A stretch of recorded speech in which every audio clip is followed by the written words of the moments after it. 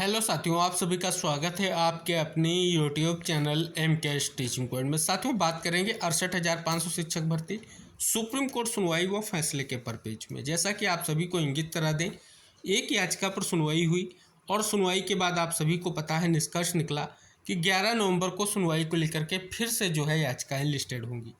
साथियों, मेन काज लिस्ट आ चुकी थी, उसके बारे में हमने पिछले वीडियो में बात की थी कि उसमें केस आप सभी का लिस्ट नहीं है।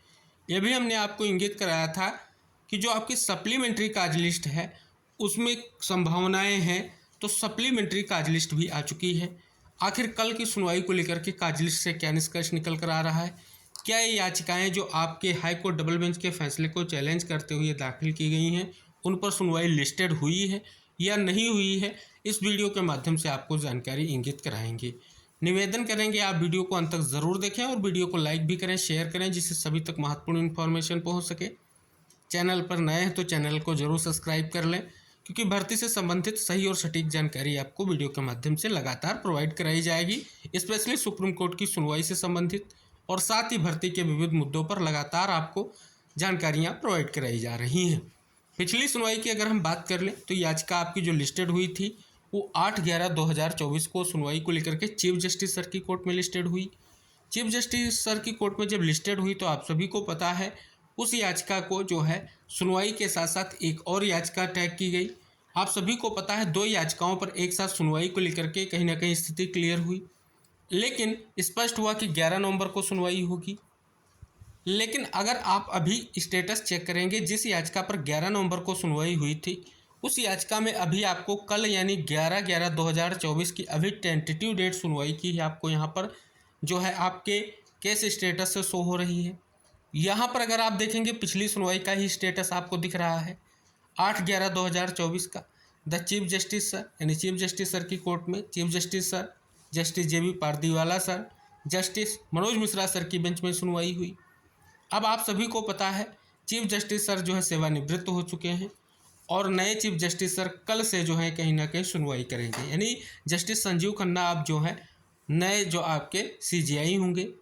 इस प्रकार से आप सभी को बता दें कल से जो सुनवाइयाँ स्टार्ट हो रही हैं, बेंच में भी परिवर्तन हुआ है, वो भी हम आपको इंगित करा चुके हैं।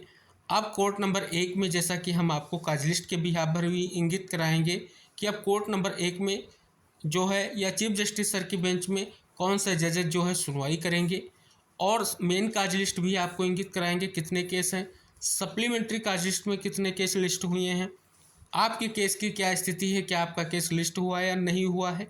पिछली अगर सुनवाई की आप देखेंगे स्थिति तो वहाँ से बिल्कुल क्लियर कट स्पष्ट हुआ था कि एक और याचिका को यहाँ पर स्पष्ट किया गया था 47,358/2024, और जो आपकी याचिका है Alok Kumar versus state of UP की। तो फाइनली यहाँ पर यही निष्कर्ष निकला था कि नेक्स्ट डेट सुनवाई की आपको मिली। हालांकि विविध पहलू हैं जो कहीं ना कहीं महत्वपूर्ण हैं और हाई कोर्ट डबल बेंच के फैसले को चैलेंज किया गया है कि भर्ती के जो 27,713 रिक्त पद हैं उन पर 30-33 कटाव के बिहाफ पर चयन सुनिश्चित किया जाए। हालांकि हाई कोर्ट डबल बेंच ने ऐसा नहीं किया है। हाई कोर्ट डबल बेंच ने आदेश दिया है कि जो रिक्त पद हैं उन पर नई भर्ती कराई जाए, यानी भर्ती परीक्षा का आयोजन कराया जाए और उसके बाद पदों को भरा जाए। हालांकि जो कहीं ना कहीं हमारे याचिकाकर्ता हैं, अगर हो सके तो उनको उम्र सीमा में छूट का अगर प्रावधान है तो दिया जाए, ये कहीं ना कहीं निर्देश दिया गया। साथ ही स्टेट को ये भी निर्देश दिया गया कि जो भर्ती परीक्षा के आयोजन में किसी भी तरीके की कोई अगर समस्या है तो उसके बारे में जो है समाचार पत्रों के माध्यम से सूचित किया जाए। फैसला आने के बाद से 2 महीने का समय दिया गया। हालांकि उसके तुरंत बाद जो है सुप्रीम कोर्ट में याचिका फाइल कर दी गई हाई कोर्ट डबल बेंच फैसले के खिलाफ, लेकिन अभी तक ये निष्कर्ष नहीं निकला है कि सरकार व विभाग ने आखिर हाई कोर्ट डबल बेंच के फैसले पर क्या निर्णय लिया है। अब ये स्थिति तभी क्लियर होगी जब सुप्रीम कोर्ट में सुनवाई होगी, और कहीं ना कहीं अगर हम इस याचिका की बात कर लें तो इसमें रिस्पोंडेंट यानी प्रतिवादी कहें तो स्टेट ऑफ यूपी को बनाया गया है, साथ ही बेसिक एजुकेशन बोर्ड को भी बनाया गया है। तो आप स्पष्ट रूप से समझ सकते हैं कि यहाँ पर सुनवाई के बाद याचिका एक्सेप्ट होती है तो नोटिस ज़रूर इशू किया जाएगा, क्योंकि जवाब ज़रूर मांगा जाएगा हाईकोर्ट फैसले को लेकर के कि आखिर क्या फैसले पर कहीं ना कहीं स्पष्ट तौर पर आगे प्रक्रिया बढ़ाई गई है। लेकिन सबसे अहम है कि सुनवाई हो और कहीं ना कहीं स्पष्ट तौर पर आप सभी के लिए जो निष्कर्ष की स्थिति है वो स्पष्ट हो। जिस याचिका को यहाँ पर स्पष्ट किया गया है कि 7 में सुनवाई होगी, आइए उसके स्टेटस से जानते हैं क्या वहाँ पर सुनवाई की स्थिति को लेकर के कुछ स्थिति क्लियर हो रही है।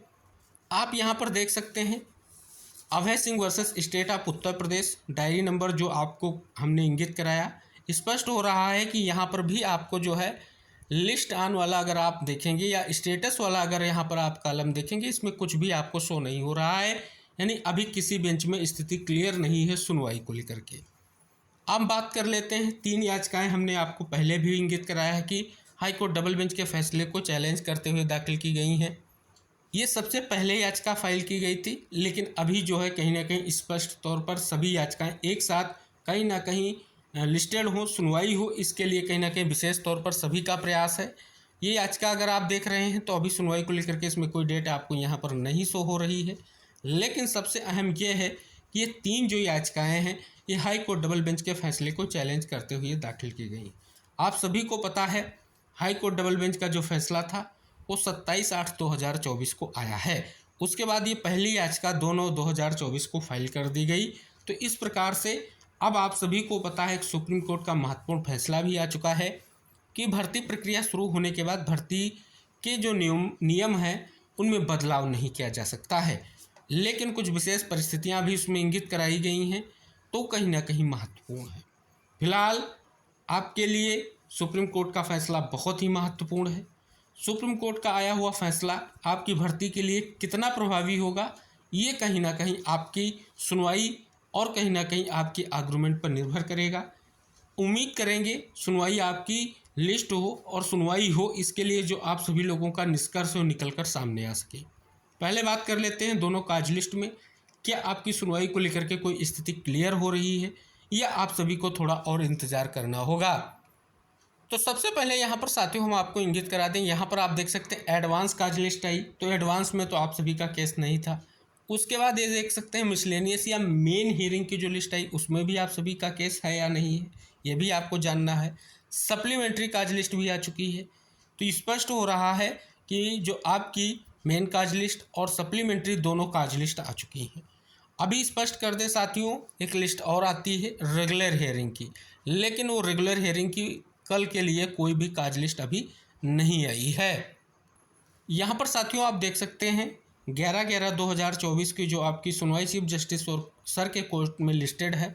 तो अब जो कोर्ट नंबर 1 या चीफ जस्टिस सर की कोर्ट में सुनवाई होगी वो अब जस्टिस संजीव खन्ना सर जो आपके CJI सर हैं वो और जस्टिस संजीव कुमार सर जो है कहीं ना कहीं अब बैठेंगे, क्योंकि बेंच में हमने आपको इंगित कराया परिवर्तन हो चुका है। अब आप यहाँ पर अगर आप देख रहे हैं विशेष तौर पर जो मिसलेनियस हियरिंग की जो आपकी काज लिस्ट आई है, इस काज लिस्ट में जो आपकी मेन काज लिस्ट है इसमें कहीं भी आप सभी की जो याचिकाएं हैं लिस्टेड नहीं है, क्योंकि स्टेटस अभी आपने चेक किया है, स्टेटस में आपको कोई भी जो है सीरियल नंबर नहीं शो हो रहा है और ना ही कल की सुनवाई की डेट शो हो रही है। यहाँ पर देखेंगे 42 केस जो है आपकी मेन काज लिस्ट में है। अब बात करते हैं सप्लीमेंट्री काज लिस्ट जो आज अभी आई है उससे क्या स्थिति क्लियर हो रही है। तो यहाँ पर आप देख सकते हैं सप्लीमेंट्री काज लिस्ट भी आप सभी के सामने आ चुकी है। यहाँ पर स्टार्ट हो रहा है 43 नंबर से केस, 43 नंबर होगा, 44 नंबर हुआ है, 45 नंबर है, यानी टोटल अब केस 45 हो गए हैं सप्लीमेंट्री के जो केस के सहित। लेकिन आपका केस सप्लीमेंट्री के काज लिस्ट में भी लिस्ट नहीं हुआ है, जिसका आप सभी को बेसब्री से इंतजार था।